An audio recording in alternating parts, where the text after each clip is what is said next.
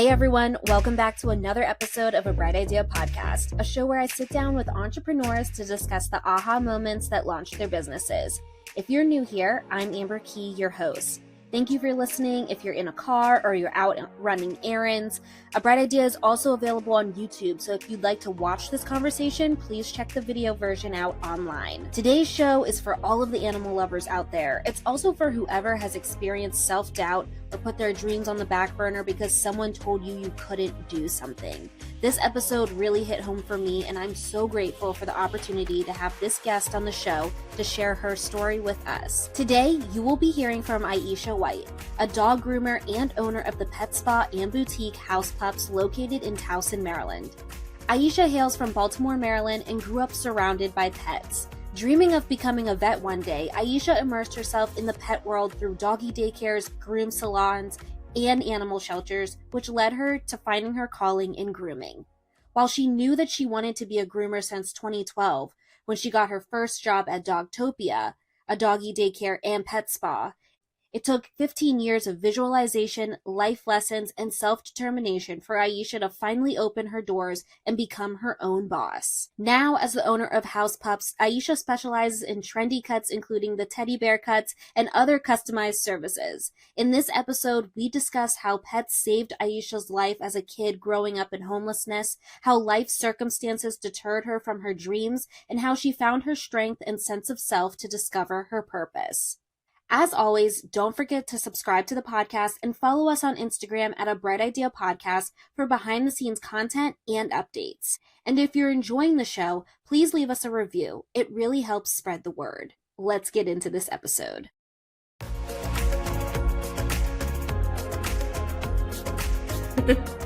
Iesha, thank you so much for joining A Bright Idea today. I'm so excited for this episode. I'm so glad to have you on the show. How are you? Me too. I'm doing good. I've been waiting for this all week long, so I'm ready.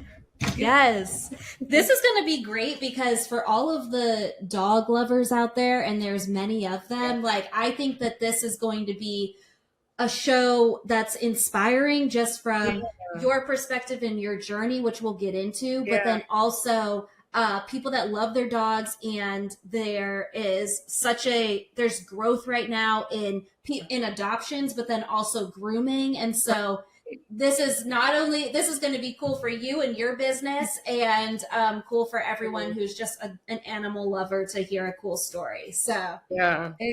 I would love to take a step back for our viewers just to learn a little bit more about you. Like, what were you like growing up? What I was like in personality wise? Yeah. Or like, how would your friends have described you like as a kid? Okay, so funny story. I actually didn't have many friends growing up. My best friends that I have now, it's 3 of them. I had them since middle school. So I actually found some friends like later on, more than just like growing up, I guess like 9, 10, like your elementary years. It was just me and my pets. So they were my friends, but I was always very loving. Like I always was told wore my heart on my sleeve.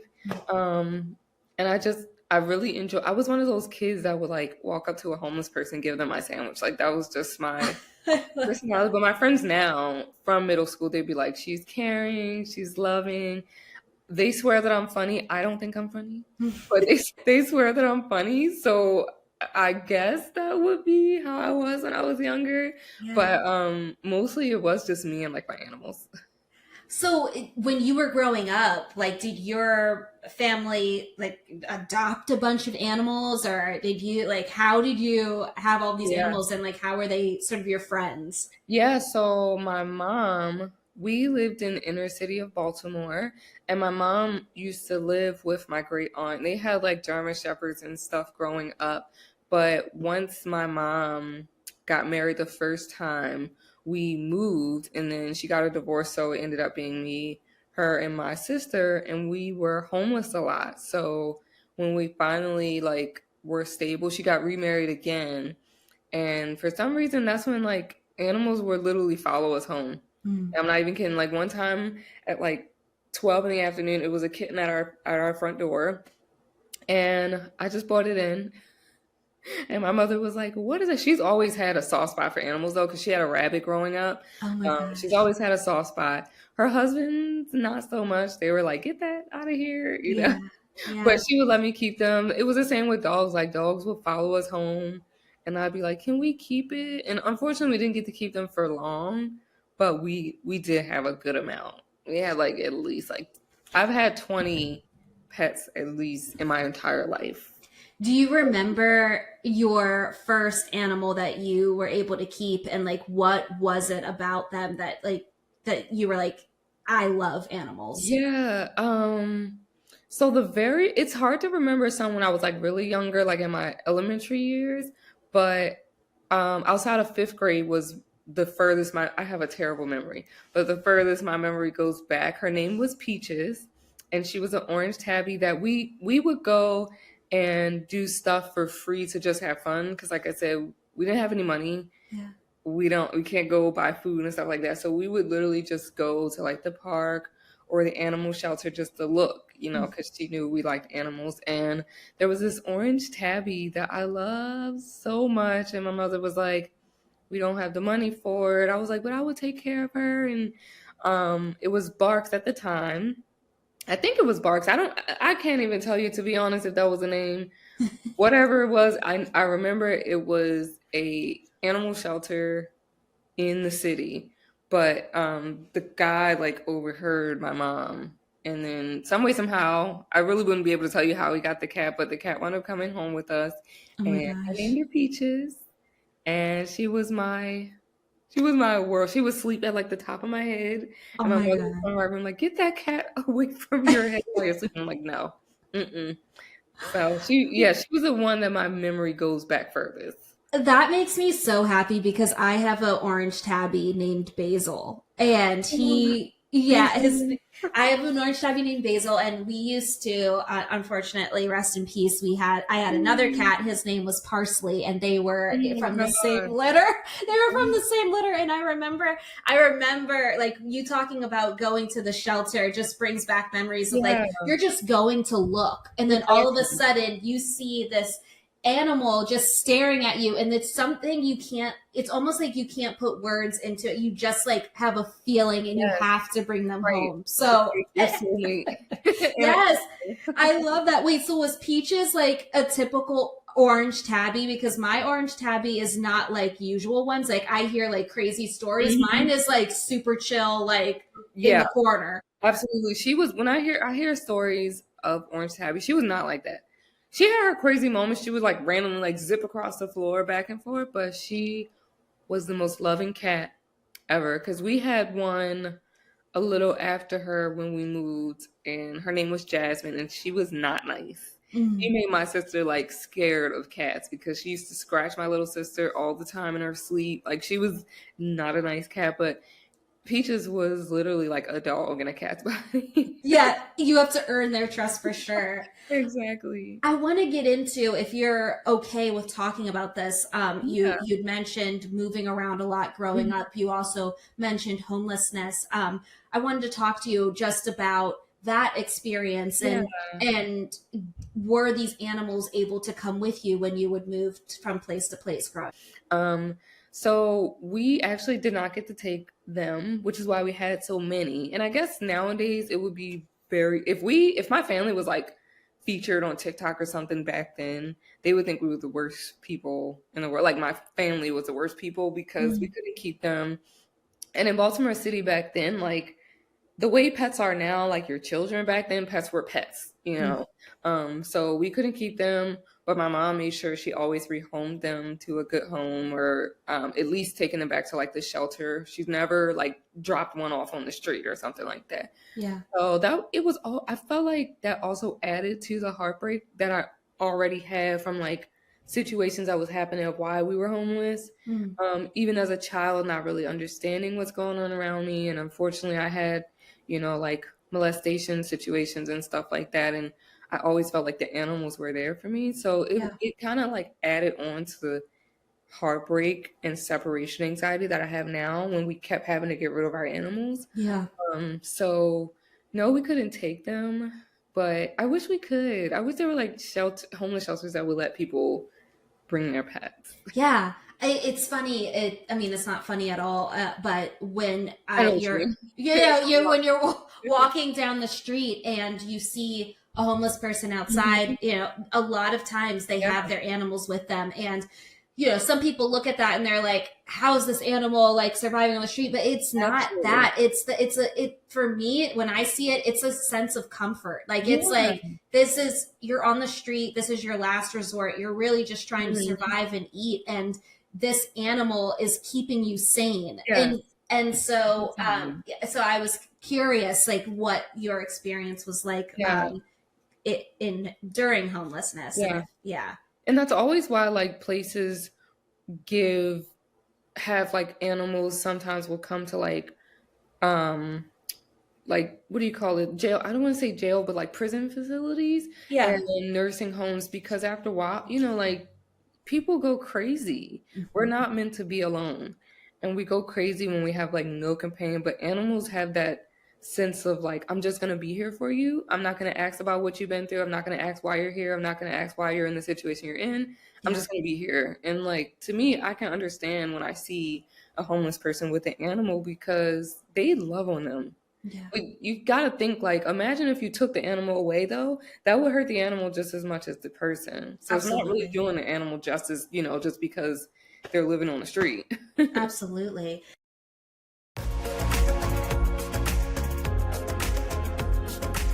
And so, during this time, you were also in school, right, while you Mhm. were experiencing homelessness? Yep.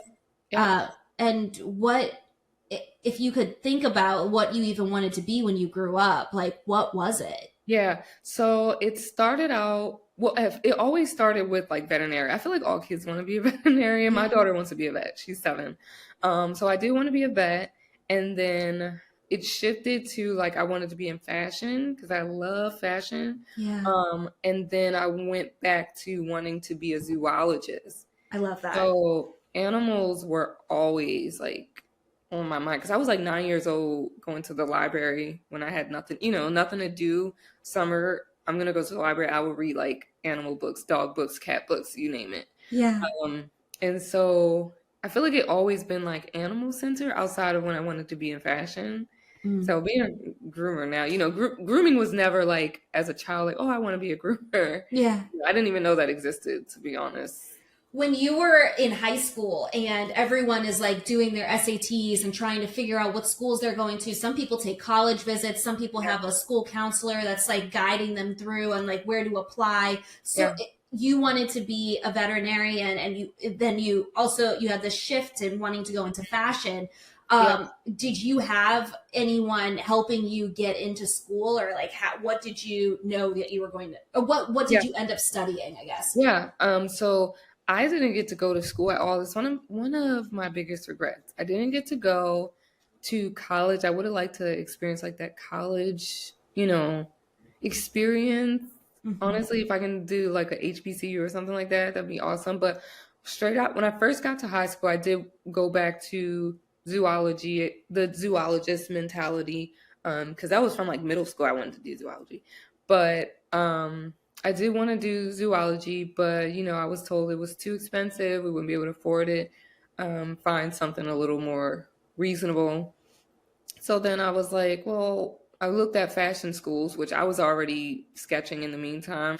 Drawing and sketching like wedding dresses. That was on a day where I was angry, frustrated, depressed, you name it. I would pick up my pad and my pencil, and you thought like you would have thought because there's somebody was sketching, because my sketches were really good. Yeah. And so I was like, well, I do want to do fashion. I can't do both, so I guess we'll do fashion. And then I took it upon myself, because this time I did not want to know.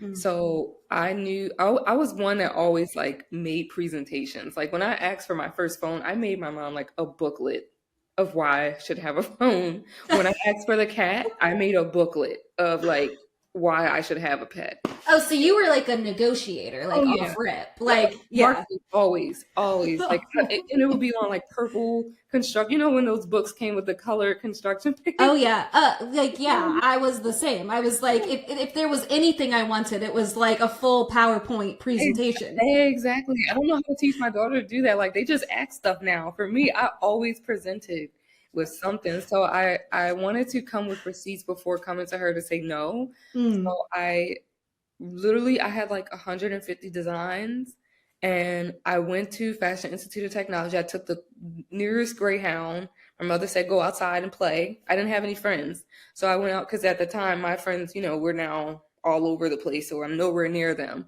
Yeah. So I took the Greyhound to New York, and Wait, how old were you? I was 15. Oh my gosh. Yes. Yeah. Okay. Okay, I go was one ahead. of those students. Like I really wasn't into like boys and stuff like that until my dreams were crushed and everything. But I was very ambitious. I was. And I got on that bus. I knew my way around New York because my family's from there. So, I knew how to get around. Yeah. And I feel like New York's easier to get around than Baltimore. So I Yeah. went to Fashion Institute of Technology. I showed them my designs. They asked how old I was. And they were like, if you apply, we will remember your name. You will get in. I said, can you please put that in writing? Because my mother is not going to believe that. So they gave me a letter. I went home. I was so happy, Mm-hmm. happiest I've ever been. I went home and, showed her everything. And she was like, no, still can't afford it. And I was like, Oh my gosh. Well, were they going to offer you a scholarship or anything, or was it just I no off think the bat? so. I think so. She said just apply.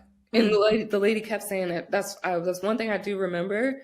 She kept saying like, just apply. Don't ask anything else. Just apply. And I started to say, well, the last time I wanted to do, she asked if I wanted to do something else outside of fashion, or was it just always fashion? I told her about the zoology, and my mom said no, but she was like, and I said, so do I need? She said, just apply.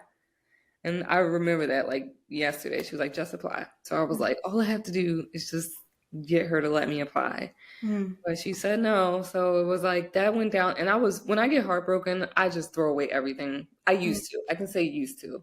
We're 32 now. That was definitely like therapy had to weed that out. But I threw away all of my designs. I was Yeah. so destroyed. And since then, before grooming, the ambition was gone. It was like nothing there. I want to take a moment for that piece because I know what that feels like when someone like kills your Yeah. spirit, Oh my and gosh. it is soul crushing. There's no Mhm. other word but like soul crushing. You go through like so many emotions. You're like, am I not Exactly. good enough? We don't Yeah. have money. Oh, We yeah. what do I do now? Like you don't even want to do anything anymore. You're just like you're like over it. So that happened when you were 15 years old. You Mhm. said from that day on until you became a groomer, your motivation had just ended. Yeah. So obviously, at 18 years old, most people like leave their homes, we're Mhm. like adults now, we have to have Mhm. jobs. Like Yep. what were you doing in the meantime to make money? Working whatever job I can get. Because one thing I always shown, in every interview I've ever had to this day, they probably will always say how professional I am. I always show up early. Early is on time to me. So that was the first impressions last a long way. I always put my best foot forward. I mean, I went to a McDonald's interview in a suit, like, like a dress suit. And the lady was like, you're overqualified. And I didn't get the job, and I felt so like destroyed because I said I can't even get a job at McDonald's. So I was willing to work any and everywhere, and obviously not anywhere that would like ruin my integrity. But even at that point, I tried that too. Yeah. So it was like exotic dancing or whatever. That was Yeah. when like I was homeless as an adult. Yeah. But I always knew that I did not want to be like that. Like I didn't want to be like my mom and like never have enough to eat, never have enough to just have clothes or be warm if I do have to be on the street. I didn't want to not have enough money to, not have a coat or something like that. So I always had $1 at least to get a Happy Meal or something. And so that's where the motivation came from. It was like, well, we don't have a dream anymore. That's crushed. That's gone. But we do have to eat. So it was like I'll work these little small jobs here and there, and smaller jobs turned into bigger jobs, but each job like provided experience for the next job, which is funny now that I think about it. What do you, in working all of these jobs, and I would love for you to go into like the plethora of jobs that you've worked, what did you find were some of your greatest strengths that led you to this, what you do today? Yeah, so I worked, my first job ever was at Dogtopia, and that was, well, no, I can't say that. My first job was actually Noodles and Company. My mother never wanted me to work at like McDonald's and stuff because she had to, and she always felt like it was like, I don't know how to say beneath us when we didn't have anything, and I never understood that. But at one point, I was like, no, I need to work, so I'm gonna try McDonald's. But they didn't hire me because I was overqualified. But when I was working at News and Company, I literally was told by a lot of the customers that I was providing a service that even to this day in fast food, you get shocked if you have a good person that's waiting on you. Even I do too. But I always had the mentality of like, would I want somebody to treat me that way? No, so I'm not going to treat them that way. And I just never, I knew what it was like. I never wanted to make people feel less than or rushed just because they're getting fast food or something. Like nowadays you go to McDonald's and you just dread having a terrible experience. You just almost expect it at that point. Exactly. And so I actually got promoted and I got Employee of the Month at Noodles and Company because of that. People were leaving reviews with my name on it, and people don't do that at fast food restaurants. Like literally, I don't care if they came in like, oh my gosh, you got my food wrong. I'd be like, oh my gosh, sir, I'm so sorry. Like, here, we'll fix it. Like, but it wasn't fake. It wasn't like I had to put on a fake smile or nothing. I was just genuinely in my mind, it's not that serious. You never know. This person may have came from work all day dealing with people fussing at him, and now he's lashing out on the first person, so I took that with every job that I was at. And a lot of times, even though there were times I may have wanted to scream or shout or fuss, I didn't. I would wait till I was home, which made me seem like she just always has it together. And I was always big on being professional because I also never wanted somebody to be like a customer of mine that holds the key to my success and I'm rude to them. Yeah. Because the amount of times I tell people that, like, when they're rude in the drive-through line, I'm like, you have no idea who you're talking to. Yeah. You may be talking to somebody that could have said, if you were nice to them, been like, I got a job for you because I know you don't want to work here. I just didn't want to ruin that opportunity for me. And I have what can be bittersweet. A lot of times people who know me think it's more of a problem that I look too far into the future. Okay. Instead of just, a lot of times I don't just focus on today. And I can say it's bittersweet because there, of course, lots of times where that is not beneficial. Like, for example, my husband's like, babe, just try to just focus on today. Cause he says, I give myself a mountain of stuff that needs to be done. And I overwhelm myself and I just freeze and get flustered and upset and anxious. But then times like that where I'm thinking past today of how this can affect tomorrow. The future. Yeah. Yeah, I feel like at work, it works out. Yeah. In my personal life, not so much. I need to just try to focus on today.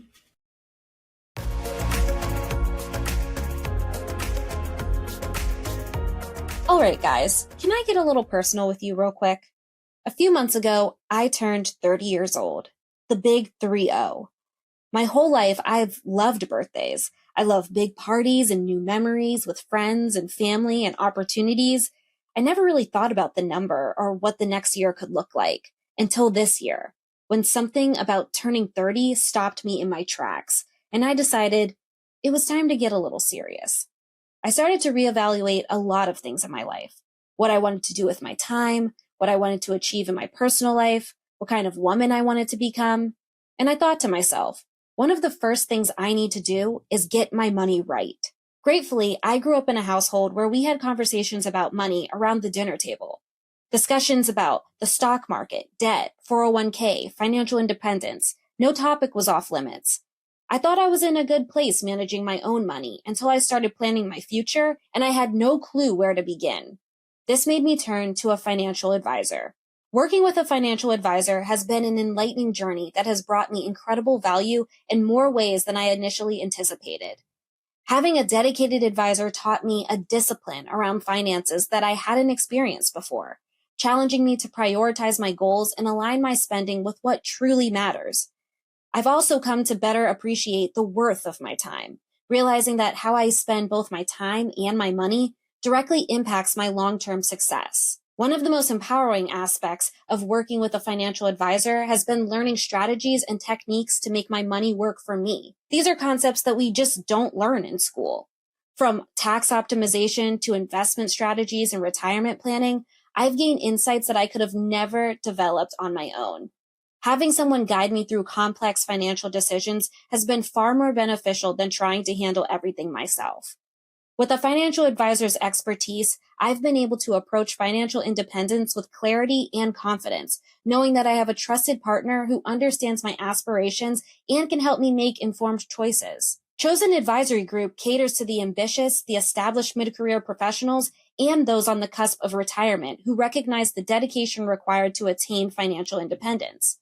With their experience and clear professional guidance, you can transform your financial goals into a reality. Life is stressful. Money should not be. Begin your journey to financial clarity. You can schedule your complimentary consultation at www.chosenadvisorygroup.com today. I think what you're referring to as well, and you and I talked about this when we spoke prior, but the power of visualization. Yes. And I think that, you know, we do remember when people are nice to us, but for some reason the brain remembers the negative things first. So you always remember when someone did you wrong, when someone did you dirty. And you're absolutely right. Like, this world is so small. It doesn't matter what industry you're in, whether you bounce from fast food to dog grooming or sales or marketing, like the way you treat people goes a long way. So it does make sense. I can see how it could be bittersweet because, like, your husband's probably like, babe, live in the moment. And you're like, but I'm trying to build our life in the future. Like, it matters. It seriously matters. It does. Yes. So after Noodles and Company, you went on to work at Dogtopia? Yes, Dogtopia. And so this was actually a little bit like in between going to beauty school because my mom's first husband wound up passing away. So, you know, she got settlement money or money. I don't know how that works, but she wound up sending me to like what I call the worst school in Baltimore. And it's shut down now. It was called American Beauty Academy. And that wasn't my dream. She went to beauty school. She was a cosmetologist. I just felt like maybe she wanted me to do, you know, what she did. And I was good at it. I was really good at hair, really good at makeup. Even now, like I do some weddings on the side and stuff like that. Very good at nails. I do my own nails now. But I was working, you know, kind of like here and there. And I just knew that I didn't want to do that. Yeah. And then after that, unfortunately, the teacher that I had was messing around with like some of the students' husbands and stuff. So whenever she was there, she would talk with them and never teach. And it got to where we were practicing for the state board test and we knew nothing. And I was so upset because I don't like to not be prepared. You know what I just said. I don't like to not be prepared. When I tell you I chucked my mannequin head, I was so angry. Because I felt like I was set up for failure and I was really serious about it. And you just invested money into it. Yeah. A lot of the other women got their tuition from like, you know, kind of like Section 8 would pay for them to go to school in order to keep their housing. And so it felt unfair because I really had a good head on my shoulder where I felt like a lot of the women that were there were just there because the state's paying for it. Yeah. And that didn't work out. And then I wound up graduating makeup school, esthetician school, but mostly I stayed with the makeup artistry. And after that, I needed a job. So I rode past Dogtopia. They were setting up the one in Canton was the first one I think it was the first one in Baltimore in general. Because I think the first one in Maryland was Clarksville. So it was the first one, and I was part of the opening crew, which was absolutely amazing. And so for the listeners, Dogtopia is a doggy daycare. Yes, it's a doggy daycare. And I think if they're from Baltimore, they definitely would know of it. It's a doggy daycare, and then they started opening up like the spa, so where you can do like nails and stuff like that. And I volunteered to do that because I already knew how to do it with my own pet because I had so many and we couldn't afford grooming. So my mother was like, "You're gonna have to figure out how to, how to." And I would take the books that I would read.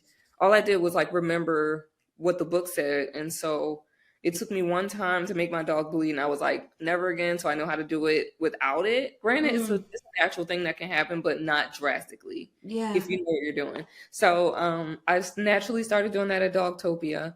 And from there, I decided that I wanted to try grooming. So I went to Hair Off the Dog for just like a part-time gig to like learn more in depth about grooming. And then I went to PetSmart.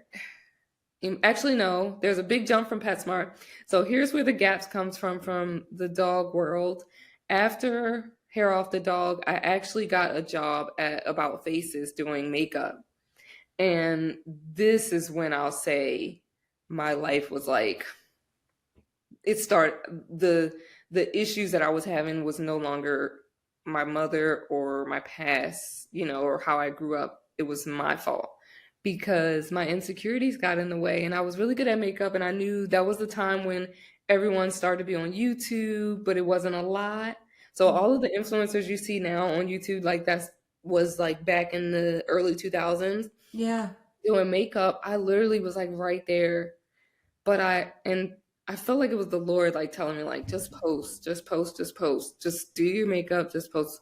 And I couldn't because I was like you said before, when you hear negative things, it sticks with you. I always heard I was ugly. And I felt like I really was geeky growing up. And so that stuck with me, and I could never be on camera and like what I see. So I didn't want to post it. And then fast forward to today, I'm like, oh my gosh, if I would have just not worried about that and tried, I could have been like a very wealthy influencer. Yes. Well, first of all, it's not too late, but it's also like, I just have to say, I wanted you to continue your story, but it amazes me that you would ever think that you were not like beautiful enough, because this is my first time actually seeing you. We talked on the phone prior, and then I'm seeing you, and I entered the call and I was like, oh my God, this woman is stunning. Like you're absolutely beautiful. And it's also never too late to go get the bag. So you can make your YouTube tonight if you wanted to, but absolutely. I actually did start it because of our friend Shekinah, and she was the one that pushed me, like, just try, because she kind of, she understood it. She definitely understood where I was coming from. But since I didn't try, I was like, we're going to just dive into the animal world. So as much as I hated it, I did not want to go back into the animal field, to be honest, like, because I just knew that if I tried that I would be good at makeup, like, for people seeing. I knew I was good at it on myself, but doing it on other people's faces. And then, to be honest, as a Black woman, as a Black girl, at the time I was like 19, and About Faces was predominantly white, and they loved my work, absolutely loved it. They hired me on the spot, like literally the day that I interviewed, they hired me. And to this day, I'm always like, if I would have stayed there, what would I be like? And it's incredible I always feel like a lot of times it's hard for us to branch into the field of predominantly white, unless you're like really, really, really, really good. So that's where I am now with grooming. Like Yeah. I said, if I do get into this, I want to be the best that I can be for myself, because there are a lot of predominantly white groomers who are excellent, but I don't see a lot of predominantly black groomers and not predominantly black groomers who groom like the white groomers that I see. Yeah. So I was like, fine, I'm gonna get back into the field, but this time I'm not gonna be a daycare attendant because they don't pay anything. So I'm gonna try grooming. It's kind of like beauty, but for dogs. And then the best part is I didn't have to worry about how I looked grooming dogs. Yeah. So I was like, I dove into it through PetSmart. And unfortunately I saw some things that, I wouldn't want to see. And I'm one of those people very honest and open when my clients get so frustrated with them. And I'm like, I can't say anything. I have not had positive experiences there, but there are some really good PetSmart, Petco, corporate groomers. But I knew I wanted to get out, and I was like, no, they're not like the beauty industry. Like the beauty industry, everybody's passionate. If you're in the beauty industry, you are passionate. I don't care if you're working at Sephora. They all have some sort of passion. I didn't see that in the grooming industry. They all weren't passionate. A lot of times it was just a job. And I was like, no, I want passion. Like this is fun to me. Yeah. And so then I started working at like mom and pop shops here and there. I did mobile grooming. And once I started making a little money, I was like, we need to figure out how to do better. And I knew the Asian groomers did really well, but I couldn't afford to go over there to learn. So I would actually learn from people who were learning from them, which everyone was in LA, Hollywood, Beverly Hills, New York. I traveled, and then I paid for webinars, seminars, went broke, no money. All of it's going to learning from those people. And to this day, I still feel like I'm not the greatest, but I definitely now have a sense of confidence that I didn't have when I was in the beauty industry, enough to say like, I'm getting there if I'm not already there, if that makes sense. Was the goal to just become the best groomer that you could be for yourself, or was the goal to be your own boss? Both, because even every industry that I was in, even if it was fast food, I knew if I'm gonna do this, I took the passion that I had when I had my dream of being a fashion designer and a zoologist. Even though I was angry and felt like my dreams are over, I didn't lose passion for like standing out and putting my best foot forward, because it's biblical. Like if you work as unto the Lord, he will bless you. Yep. And so I made sure I did that. And sometimes it took a long time to get blessed, but now that I'm older, I realize our timing is not his timing. I did want to always become my own boss. I think we had the conversation we had before. I made like a 3D layout of my store when I wanted to be a designer, because I knew I wanted to have a boutique. I knew I wanted to have like all the stores look the same, kind of like Victoria's Secret. So little old, and this was in middle school though, like little old middle school me, I made a 3D layout of what my boutique would look like. Yeah. I made it with purple marble, like sparkly floors. It had a runway that had lights on it. And I literally took like little Christmas lights and put them on it. My gosh, I made like a mirror out of aluminum foil. And so every field that I was passionate in, not like food or anything, but like the beauty industry, fashion, and animals, I always felt like I wanted to be my own boss.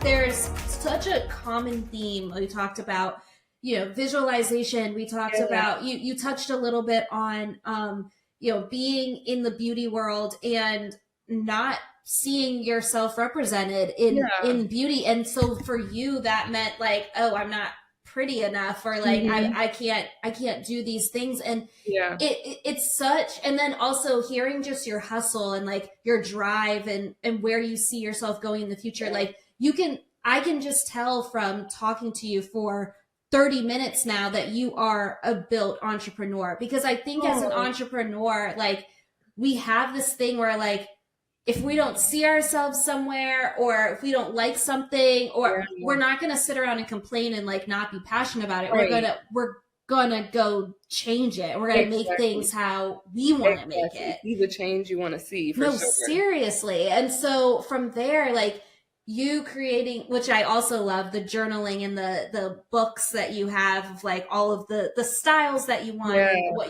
like how you like your mission and Yeah. everything, you know. I would love to know like how long you were working on that vision before you were able to open the doors. I would say for the salon, at least, is what I can speak on since I now have my salon. I feel like that's the one thing that did come finally, I can say is accomplished. It's only been a month, but it's accomplished. And I hope this encourages someone because it was not overnight. There are some people who may be able to do it overnight, but it took me, I would at least say 15 years, at least. Wow. Yeah, because my daughter is 7, and that's when I really started to get serious because I knew I don't want to tell her no. She wants to be a veterinarian, and being a veterinarian is expensive. And if it's expensive now, it's going to be expensive then. I don't want to tell her no. I don't want to say I can't afford it. I just don't. So that's when I really started to take it more serious. But it's been 15 years where I'm like, okay, this is what I want to do. But here comes all the obstacles. Here comes all the traps. Here comes all the setups. Here comes all the naysayers. Here comes all of the negativity, even in your own mind. Yep. And if you're not careful, a lot of those things, if you don't have people who will encourage you, it'll stop you. So I feel like it was 15 years because I had all that negativity set around me. And it was the positive people that kept me pushing. And then also something in my mind, like no matter what, I don't know why. Sometimes I feel like I'm crazy. I don't like that word, but sometimes I feel like I'm crazy for it. But I'll think that I'm not supposed to do something and I just don't quit. And sometimes I would get angry at myself. Like recently, before opening my salon that I have now, back in May, I was so desperate that I was willing to be in a basement that was not finished, but they were going to give to me for $500, and I was going to start with a bare minimum. I was just so desperate. A basement on Maryland Avenue, which is not, it's not terrible, but it's not the greatest. And even when I couldn't do that, I broke down. I said, I'm done. I'm hanging up my tools. I'm not going to keep like disappointing my clients, disappointing my daughter, disappointing myself, going through heartbreak. I was tired of crying at one point. And even then, like, I'm still making a list of like all of my names that I would name my grooming salon. Yeah. I'm still making a list of all the things that I would do, such as puppy certificates, a treat bar, donating, doing like Christmas and toy drive, food drive for the homeless pets. And I'm like, what is wrong with me? How many no's do I have to get? And I keep, but what was it that like kept you going? Like, what was it that you were like, I'm not hanging up these tools. I'm gonna go. Even though I was told no, and even when I started to believe that it's officially a no and it'll never happen, I still kept like fantasizing about the life that I wanted. And so I guess that would then make me like, without knowing, start manifesting stuff. No, which made me looking. Yeah, I think that you've definitely broken a lot of barriers like in the industry and then also, for yourself. And do you ever like recognize that in yourself of how you're breaking barriers? I do, and then I still try to remain humble. Yeah. I do, but then I get humble very fast because social media has a tendency to make you feel great one day and make you feel so terrible the next. Like I would work so hard on videos and posting, editing, trying to make my pictures pretty, trying to make the background nice. And I would get maybe a video that I spend so much time on with 500 views. And then I'd see the next person who does not look like me, doesn't have the same skin complexion. They would post the same exact type of content with just grooming a dog. That's it. The groom, I can say, I think everyone's great, but as a groomer, I can say may not have been the top, I wouldn't say was the best, but they were like me. Like I would always feel we were on the same level, and we would sorry, my daughter, we would post the same thing, just grooming with music, whereas theirs would get, like, I saw one girl, that's all she does, but she gets millions of views. I would get 500. And then I'm like literally the other day I just recently, and I'm very vulnerable, very open. I just told myself, like, I'm so in over my head to think that like this space is open for me. Like there's a space, but it might not be inviting me. So then I'm like switch to like, well, we'll create our own lane. I'm just gonna post who likes it, because to be honest, if 500 people likes my video, that's a lot of people. Yeah. She may have 4 million, but I'm not her, and I'm tired of trying to be her. Yeah. You know, so, and then I'll get another video that gets like 100,000 views, and I'm like, okay, what was that? You know, What was it? Yeah. And a lot of times it is the algorithm. The algorithm never works in our favor. But I do want to talk about that because grooming is an overwhelmingly white industry. Yes. And yes, you don't see us a lot. You don't see us a lot, and you're a Black woman. You're Black-owned business. Yeah, you have in Baltimore, like a very small town. Yeah, and exactly, and so you spoke about the challenge that you're facing on social media, the marketing piece of it, of getting people to know you and view you. But how are you overcoming the challenges of being one of the only? I mean, there's not very many of us in this industry. So especially not in Baltimore. And also, never see it. I've not seen, if any, the ones in Baltimore, they'll reach out to me asking for tips, and I am very open.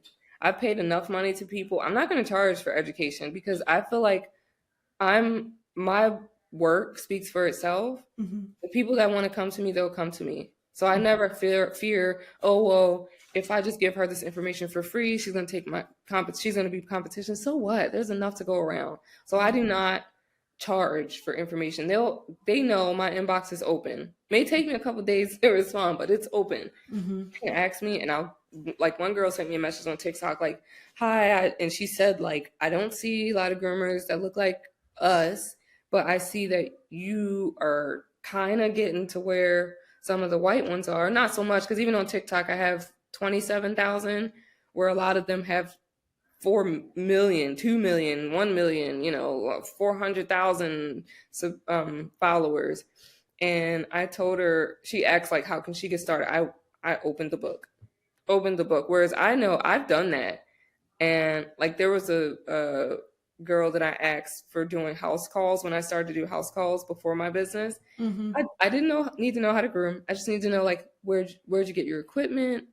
She was going to charge me just to tell me where she got a grooming table. And that I can't do that. Like, the information sharing, the knowledge, the gatekeeping of information has never been something that I've been into as well. And it's funny hearing you talk about it, because I feel like for me, that's my bittersweet moment. It's like, I'm a sharer. I'm an oversharer. If you need something, I truly do feel there's enough space for all of us in the world. Exactly. And so, but oftentimes I find myself sharing, and then I get backstabbed or somebody's like too much. There has to be a balance. I've learned that too, because I've shared too much before and got stabbed many of times. So I'm like, like, or someone wants to charge you for something, and it's like, so I'm able to discern, and being in business, sometimes you do have to charge for stuff. I just don't want to charge for education. Like, I don't want to charge.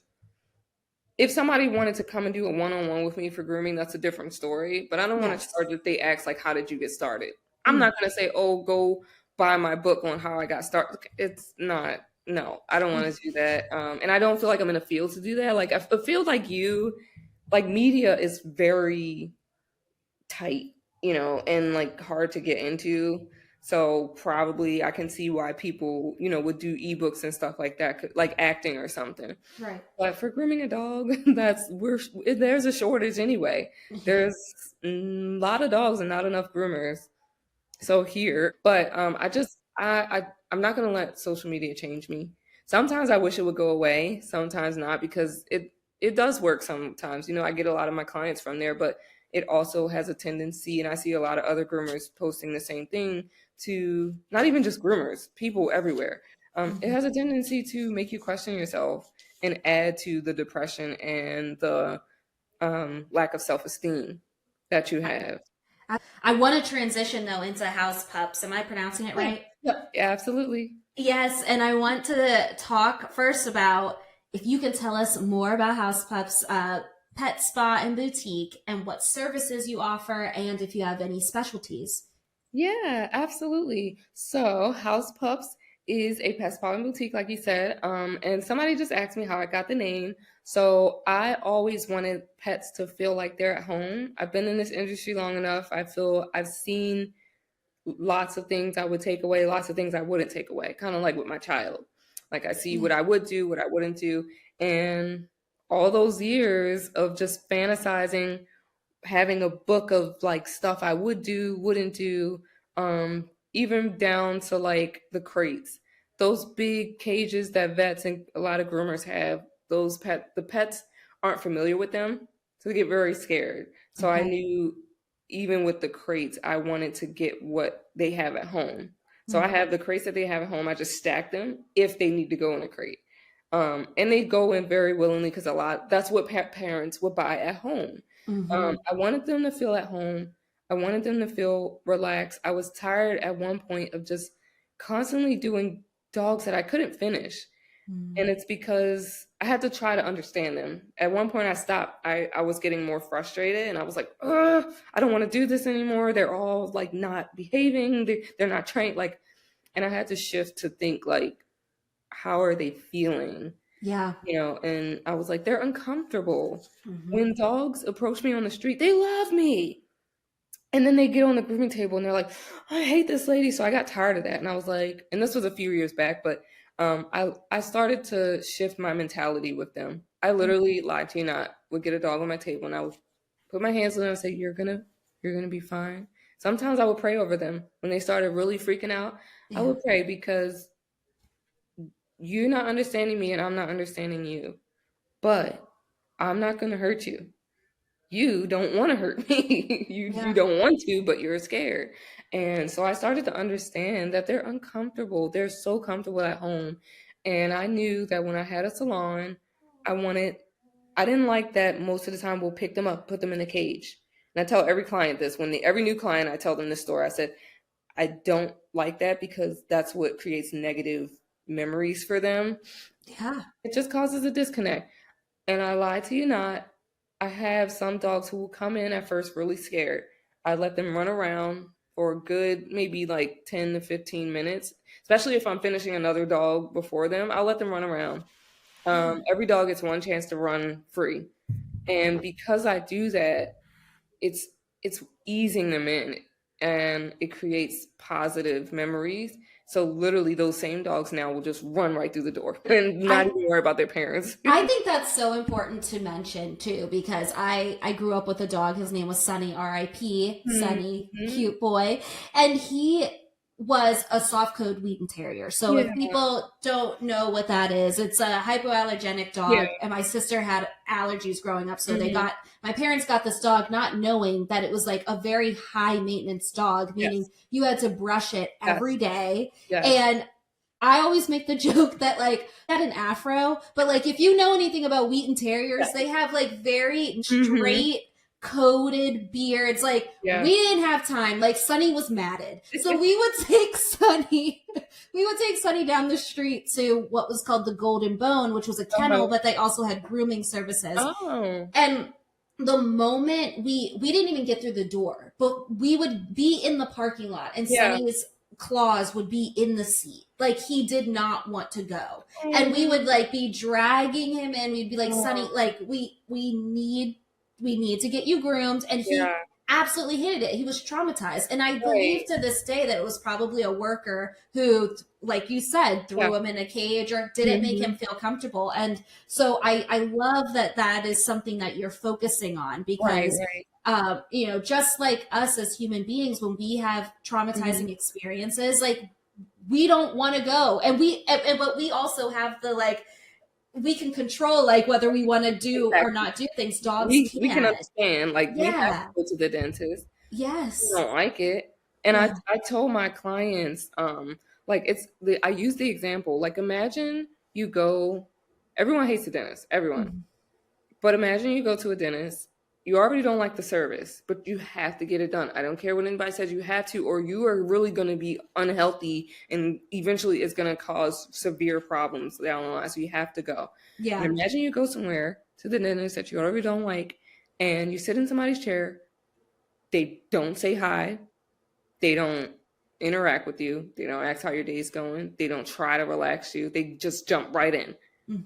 And it's gonna, for me, I would walk. I would be like, oh no. Yeah. Oh no, you're not gonna go in my mouth. Mm-mm. And then they finish and then they send you right home. You would never go back to that place. No, you wouldn't. And then you find somewhere where even though you have to go, which is my dentist, I have to go. I hate it, but I have to. But as soon as I walk through the door, Aisha, like she's so happy to see me. She's interacting and engaging in conversation, asking me how I'm going, relaxing my mind. If I need a volume, she'll give it to me. If I need the gas, asking what works for me, going easy, giving me breaks if I need it. And then even afterward, just being kind. So now she's my dentist because whereas the place before, you're not gonna, it's the same thing with dogs. And the services we provide are obviously full grooms. I do a lot of the teddy bear trims, so like the Asian fusion. But we also offer teeth brushing.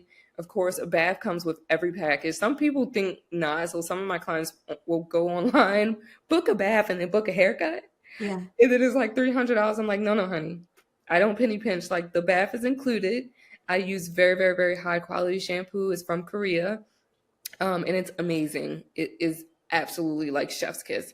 And it targets the skin, which is really good, but I don't charge extra for that. I put it in my pricing. So we do like deep conditions, and I do dye dogs' hair if someone wants it with a very pet friendly and safe and made for pet hair dye. Yeah. We do nail polishing. I can do coat carving. So if somebody wants a heart shape on their dog, we can do that.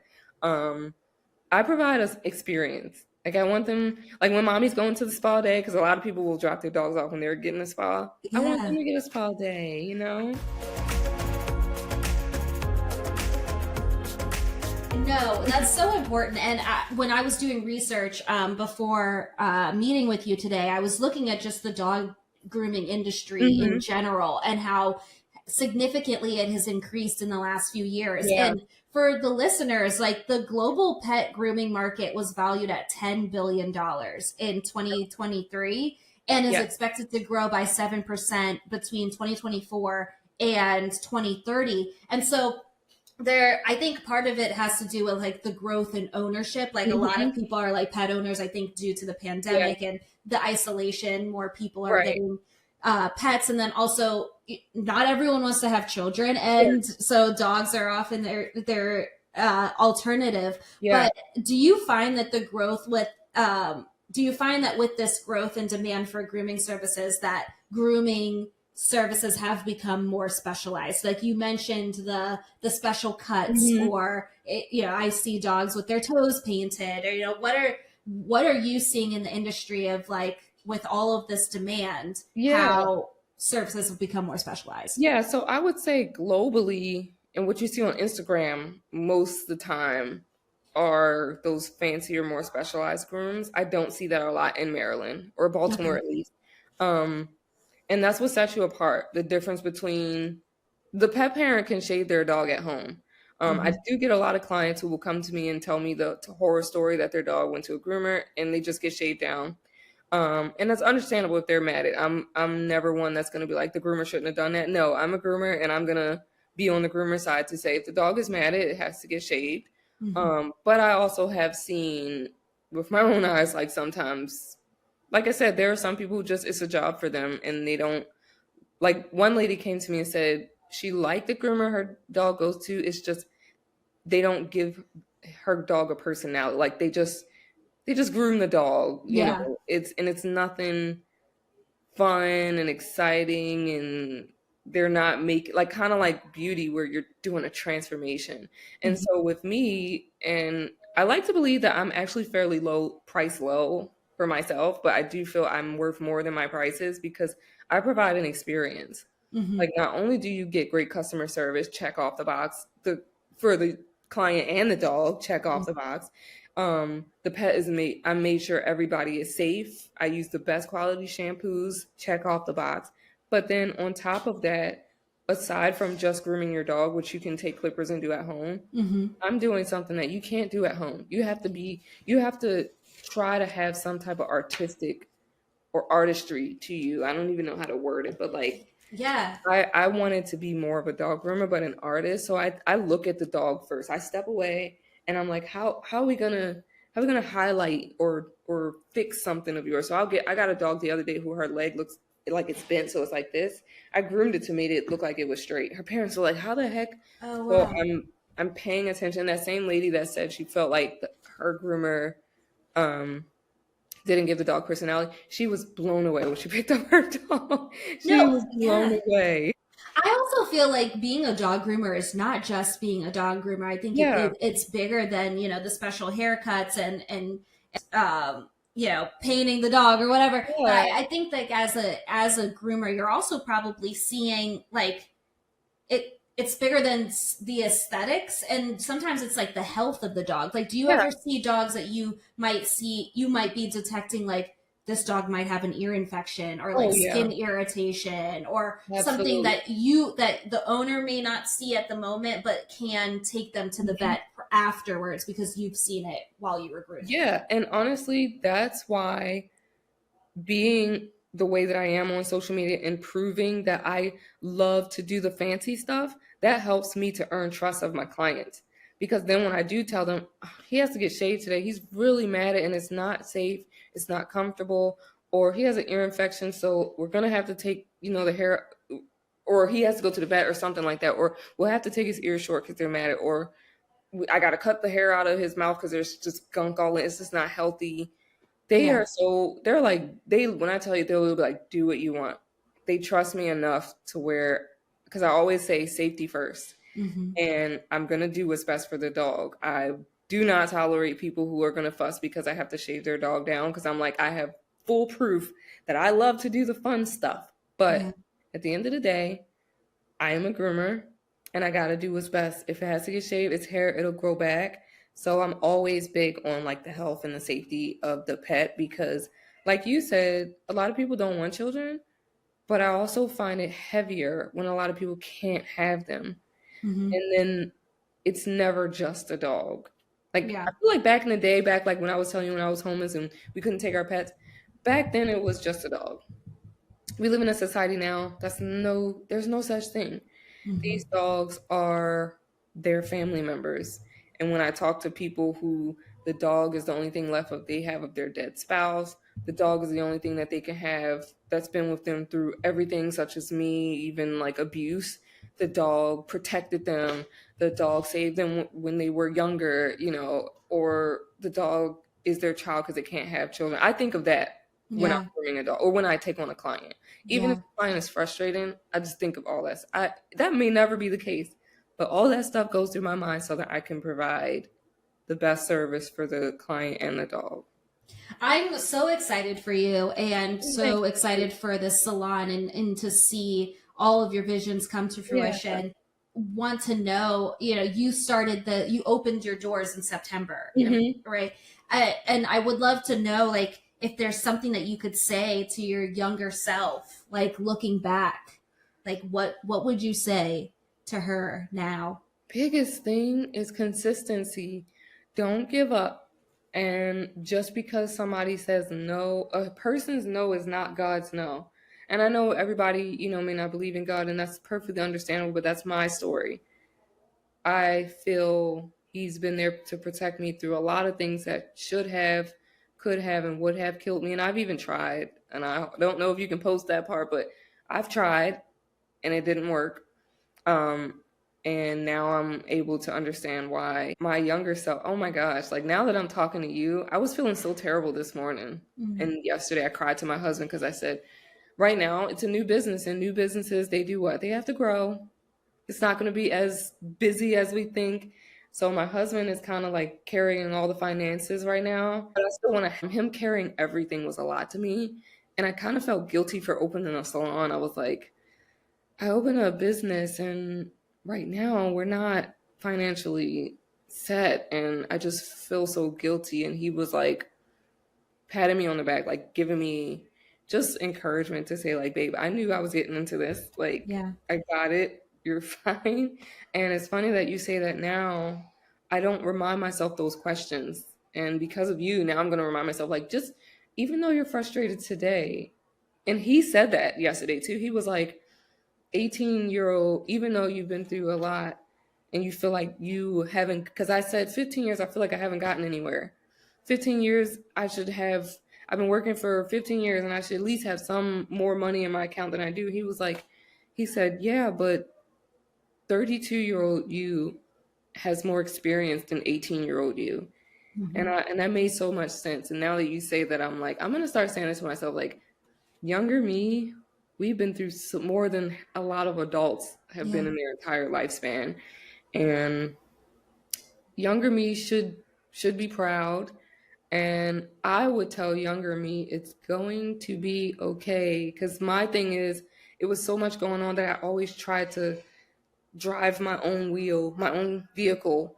Like, oh, this happened, so I'm gonna do this to try to make sure it don't happen again. And I started, being destructive by accident, with best of intentions. Mm-hmm. But I would just tell myself, just stand still, keep the ambition, stand still, and don't let nobody tell you no. What are you most proud of? My daughter, because I didn't want kids at all. Did not want children at all, and she knows this. I did not want kids, but she saved my life because it's funny. My husband now, and I feel like this would be a whole new podcast because that is a story of its own. My husband now, I met him when I was 18, and I fell in love. I was like, "That's my husband. I don't care." But he wasn't ready to date. He wanted to give his life to Christ, and he wanted to be devoted. And I was like, that's a lie. You're just saying that because you don't like me. My insecurities, once again, prolong my blessing. Mm-hmm. I'm like, you just don't want to be with me because you think I'm ugly. But he's like, no, like, I want to be. And so I was like, a few years later, we started dating, and he still wasn't really ready to ask me to be his girlfriend. And I just wasn't patient. So I found the first guy to say, I love you. I couldn't stand him. He was very abusive. And then I wanted to be pregnant. I was like, my gosh. And then I was like, no, he's never, because my now husband, I'm thinking like, he's never going to date me now. He's never going to want me. But man, when I had my daughter, my whole mind changed.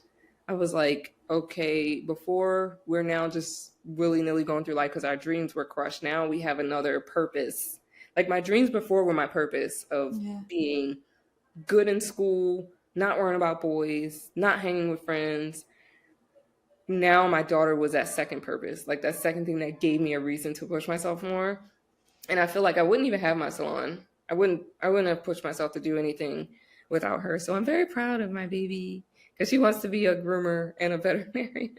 And she can do it all. She can. And I tell her all the time, anything she wants to do, she wanted to cheer, she cheers. She wants to dance, she dances. Whatever she wants to do, I'll go into debt to make sure she at least gets to try.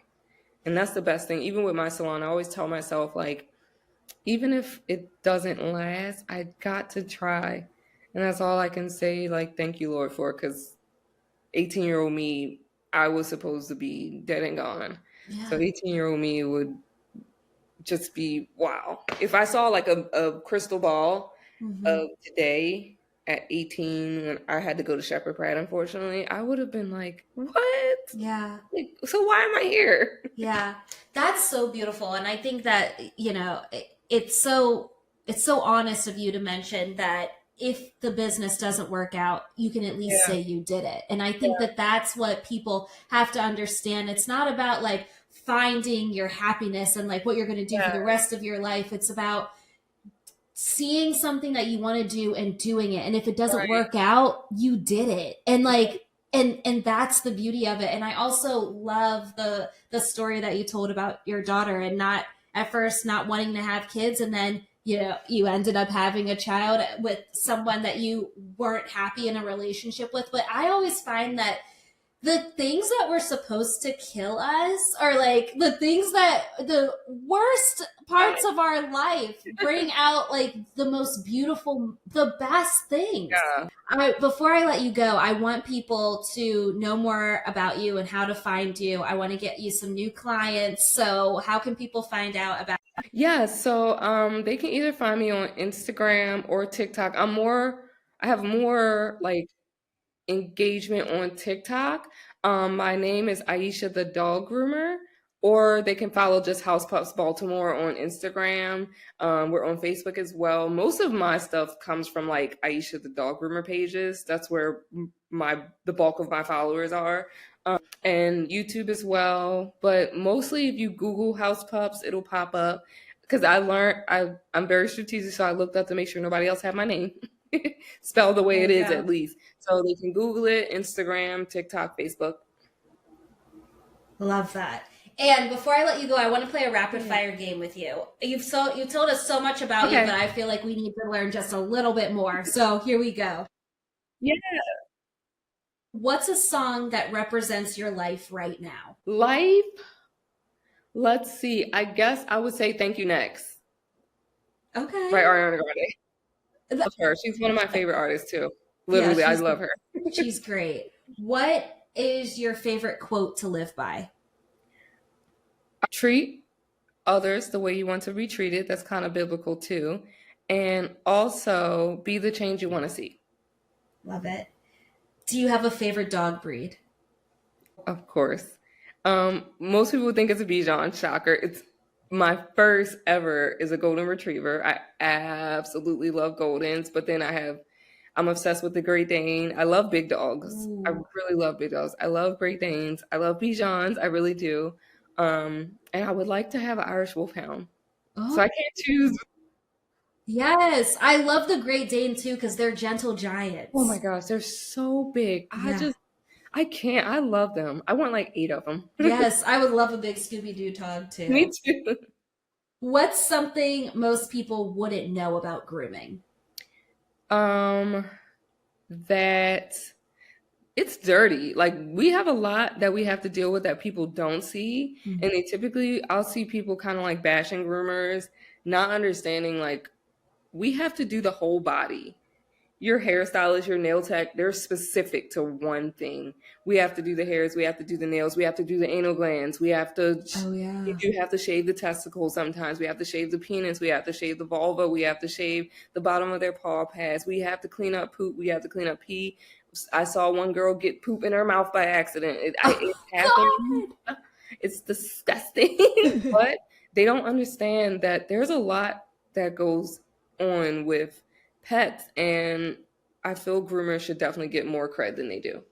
Oh my gosh. Wow. What a glimpse into the life of a groomer you just gave us. Poop in your mouth? I don't know about that one. That might be enough for me. Yes, thank God. I'd be with my COVID mask on. I'd be like, yeah. Listen. No, I got it on my hand. That's fine. That doesn't bother me. Yeah. Like I can handle pet bodily stuff more than people. I can't do people bodily stuff. Pet, if a dog poops in my hand, whatever, I wash it off. You know. Yeah. My mouth though, Yeah, that's where it's off limits. Oh yeah. If not a groomer, what would you be? If I wasn't a groomer, I actually learned I would love to be a singer because I really love to perform. Yes. Aisha, thank you so much. That's it for this week's episode of A Bright Idea Podcast. Today's guest was Aisha White, founder of Haus Pups and Pet. In 3, I'm going to start that over. In 3, 2, 1. That's it for this week's episode of A Bright Idea Podcast. Today's guest was Aisha White, founder of Haus Pups Pet Spa and Boutique. 1. If you have a pup and live in the Baltimore area, Iesha is accepting new. In 3, 2, 1. If you have a pup and live in the Baltimore area, Iesha is accepting new clients. You can follow her on all socials at Iesha the Dog Groomer or go to her website at houspups.com to make an appointment. As mentioned in this episode, Iesha understands that she's in a small class of Black women who are groomers and is always open to give advice and education to those looking to get into the industry. I hope you all have been as inspired as I have by Iesha's positivity and resilience. If you enjoyed today's episode, don't forget to subscribe and leave us a review. Your feedback helps us keep bringing on more stories like Aisha's. Be sure to follow us on Instagram at A Bright Idea Podcast for updates. And if there's a topic or a guest you'd like to hear from next, drop us a message. As always, thank you for listening and keep pushing your bright ideas forward. Until next time, I'm Amber Key.